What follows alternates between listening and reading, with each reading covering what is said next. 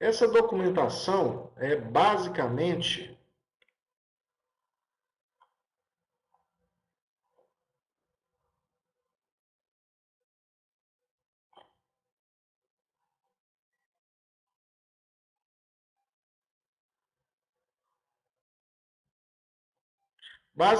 cartas, atas e diários de obra. Documentação de quê? Dos fatos, dos custos, etc. Né? Fatos, eventos.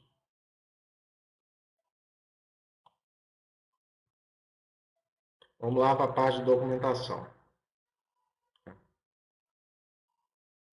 Só antes, uma pequena introdução nessa parte da documentação.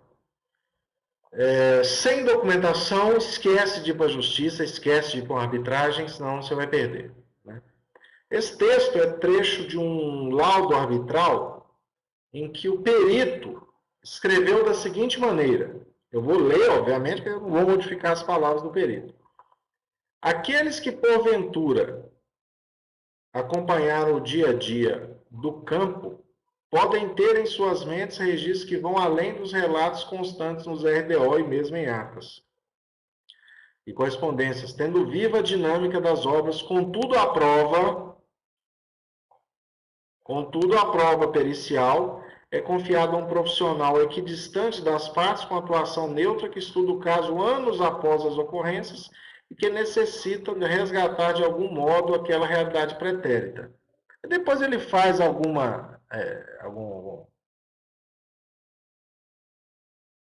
uns comentários aqui, mas o que interessa é esse final. Esse é o maior desafio que torna as perícias dessa natureza um trabalho instigante de ressurgimento do passado o mais próximo possível do que tenha sido. E só pode ser feito mediante documentos. Que documentos? Cartas, atas, diários, relatórios de progresso, etc. Que é o que nós vamos passar a ver a partir de agora.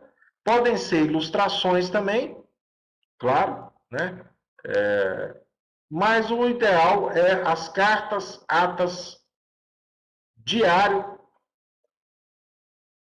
atas, relatório de progresso, carta, fotografia. E se não houver jeito, pleito mesmo. Né? Mas vamos lá. Vou apresentar agora várias formas de registro de diário de obra. Voltando ao modelo mental, nós vamos dar um passo a mais nele.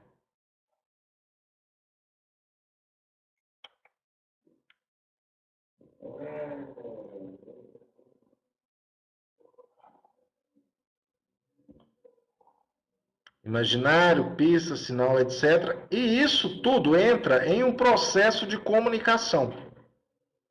Nesse processo de comunicação, é a comunicação minha com o cliente, eu gero documentação. Documentação de quê? De fatos, ou seja, eventos, efeitos e consequências.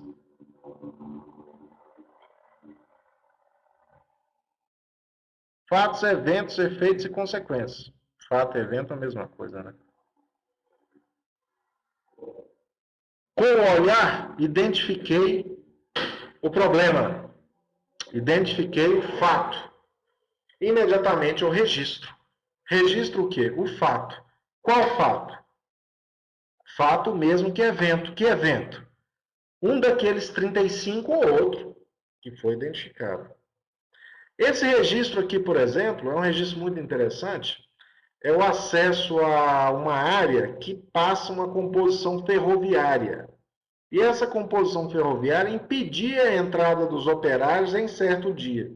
O chefe da obra notou: registramos que nessa data o expediente iniciou-se às 9h30 devido à interrupção do acesso às obras por composição ferroviária de responsabilidade da todo o efetivo da empresa, inclusive subcontratados que estavam na proximidade da portaria tal, tiveram que entrar no canteiro via portaria da mina tal, o que ocasionou o referido atraso. Do que nós estamos falando aqui, gente? De um expediente que começaria às 7 e por um impedimento de acesso ele começou às 9h30. Pô, mas é só 2h30. Só 2h30? Vamos dar uma olhada. Vamos estimar o custo? Vamos supor que existiam nessa obra 500 homens, taxados a R$ 20 a hora, com encargos, etc, etc. com 2,5 horas de atraso. O expediente começaria às 7, começou às 9h30. Vamos fazer a nossa matemática. 500 vezes 20 vezes 2,5. Igual a 25 mil reais. Esse registro me daria direito. Não estou falando que você tem que cobrar isso no diário de obra, não. Tem só que registrar. 500 vezes 20 vezes 2,5. Isso se for 500 homens na obra, que ficaram 2h30 esperando a composição ferroviária passar. 25 mil reais. Cada linha de texto aqui vale 5 mil reais. Fosse fácil assim, né? Bom, um outro tipo de registro, que é o registro do atraso na liberação diária. Veja um registro. Estudo escrito no diário de obras, tá? Registramos que, em função da ordem de serviço emitida em 23 de nove de 2007 e dos marcos contratuais, as obras de acabamento do escritório tal deveriam ter sido liberadas em... Solicitamos e aguardamos informações quanto à nova data de liberação. E aqui vem a parte mais importante desse registro. Registramos que a contratada, a empresa, está mobilizada para a execução dos serviços contratuais. Aqui ele registra que ele está com seus efetivos indiretos à disposição, aguardando liberação diária. E olha que ele fez o registro exatamente objetivando isso. Não, mas o meu fiscal nunca me deixaria registrar. Isso o fiscal me tira da obra. Tá, então, já que esse fiscal é complicado, a gente tem que registrar sem registrar. Como que seria feito um registro desse? De maneira alternativa. Primeiro, eu precisaria que ter outros documentos, né, porque não pode ficar sem registro nenhum. Então, eu teria que ter um cronograma que mostrasse que o escritório administrativo deveria ter sido liberado em 12/5. Um cronograma. Então, pronto. Então, eu fixei a data que deveria ter sido liberado. Que eu estou mobilizado para a execução dos serviços, isso os efetivos do diário de obra vão me indicar. E que a data que eu receber a liberação, eu registro no diário também. Então, eu vou ter a data que era para ser liberada, eu tenho no cronograma. Que o efetivo está mobilizado, eu tenho no próprio diário. Um registro de efetivo, isso ninguém impede o contratado de colocar. E o atraso eu vou identificar na data que for liberado. Eu vou identificar na data que for liberado. Esse é um método de prova indireto. Esse que eu acabei de explicar. Esse método de prova aqui com os registros explícitos, que é o ideal, é o método de prova direto. Mas o método de prova indireta é dessa outra maneira que eu falei. Bom, um outro registro.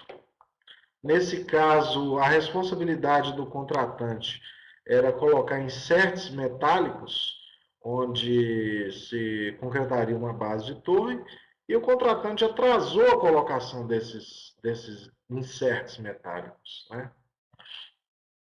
E aí registrado em vários dias, olha, dia 26/7, dia 27/7, dia 30/7, repetindo-se o registro para que isso fique bem fixado. Não precisa repetir tanto, mas de tempos em tempos. Ou, esse é o método de registro direto. O método da prova indireta, a gente poderia, no dia que ele liberou o insert, que aqui está aguardando colocação de insert, no dia que o contratante liberou o insert, escrever no diário. Nesta data foi liberados os inserts da base da torre. A data prevista eu tenho no cronograma. Tendo a data prevista no cronograma de contrato, ou de proposta, ou se não tem cronograma, tinha que ser tudo entregue imediatamente, né, a priori. E aí eu consigo apurar o atraso, que aí eu teria a data que foi entregue o insert e a data que era prevista no cronograma. Esse é o método de prova indireto. Mas o ideal é que seja feito um registro direto sobre esse assunto. Esses registros, precisam, vocês estão observando, são registros sucintos. Eles precisam ser o mais sucinto possível, o mais objetivo possível, para se evitar que o diário se torne uma faixa de Gaza de discussões, um palco de guerra. O diário não é para isso, ele é para registrar fatos. E até aqui nós só registramos fatos nesses exemplos que a gente viu.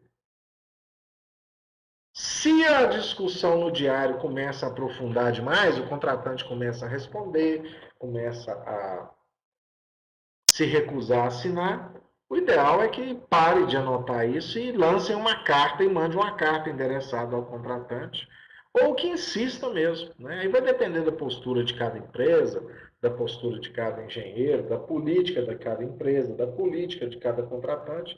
Isso é uma decisão interna de cada organização.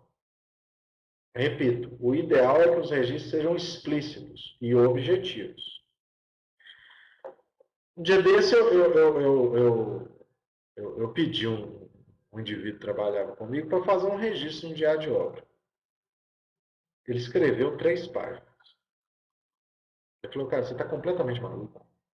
Ninguém vai colocar isso no diário de obra. Os registros têm que ser objetivos, curtos. Às vezes eles têm que falar sem falar.